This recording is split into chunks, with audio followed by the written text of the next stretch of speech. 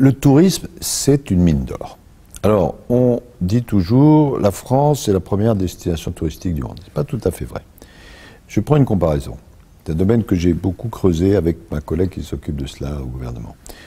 Nous avons 25% de touristes en plus que les Espagnols et ça nous rapporte 25% de moins.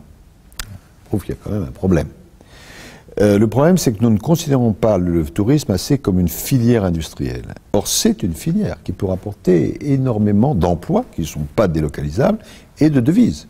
Ça commence au visa, qu'il faut savoir accorder peut-être plus rapidement.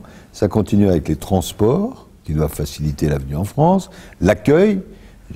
Dans ce bureau, j'avais l'autre jour le président de l'aéroport de Roissy, et je lui disais, cher président, lorsque j'arrive à Roissy, c'est quand même pas extraordinaire, hein, donc il faut faire en sorte que peut-être on accueille les gens davantage.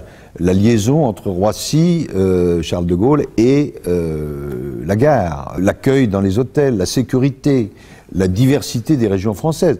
Paris, c'est superbe, la Côte d'Azur, c'est superbe, mais il n'y a pas que ça, il y a d'autres régions. Et je prends l'exemple de la Chine. La Chine, nous avons 1 200 000 touristes chinois. Chacun dépense en moyenne 1 600 €. Très bien.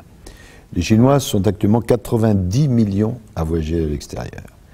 Si nous passons, ce qui est tout à fait à notre portée, de 1 200 000 touristes à un peu plus de 5 millions, cela peut représenter 10% de notre déficit commercial résorbé.